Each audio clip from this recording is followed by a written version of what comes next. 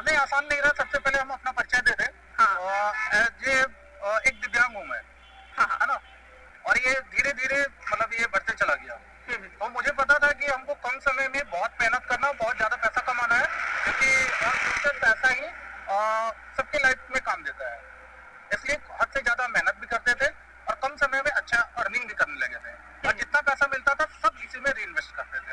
Okay, वैसे आप काम क्या करते थे बाकायदा? फील्ड कलेक्शन का। लोगों के पास जाते थे, उससे उनको बताते थे सारा का जो पॉलिसी थी।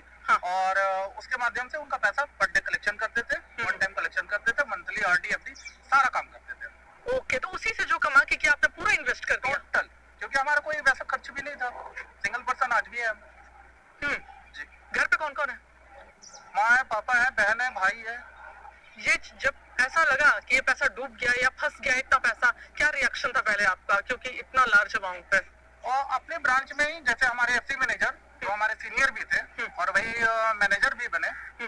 तो जब हमको 2020 में लॉकडाउन के बाद धीरे धीरे एहसास होने लगा कि एक नंबर का सिस्टम आ गया कि 30-70 आप 1 लाख लाएंगे तो 70,000 का भुगतान आपके जमाकर्ता का होगा और 30,000 ब्रांच का होगा।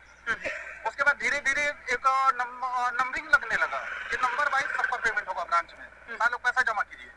लेकिन कुछ अधिकारियों का रांची जोन के खासकर या भारत के हर एक कोने से ट्रांसफर होकर हमारे ब्रांच में आता था और उनका पेमेंट हो जाता था बिना नंबर लगे हुए, और हम लोग का वैसे ही नंबर लगे रह जाता था। लेकिन उस समय का स्थिति बताइए जब आपको लगा कि ये पैसा फंस चुका है, वो मोमेंट क्या था?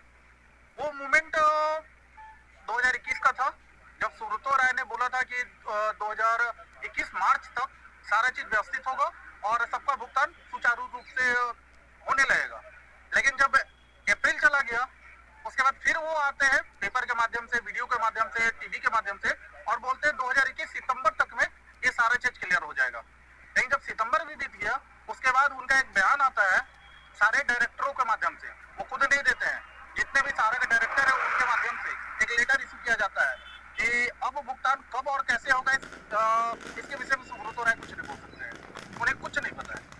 उस समय हम लोग खुद को ठगा महसूस किए और इसके विरुद्ध हम लोग लड़ना स्टार्ट किए। नहीं, घर में क्या हाल था आपके माता पिता बहन का?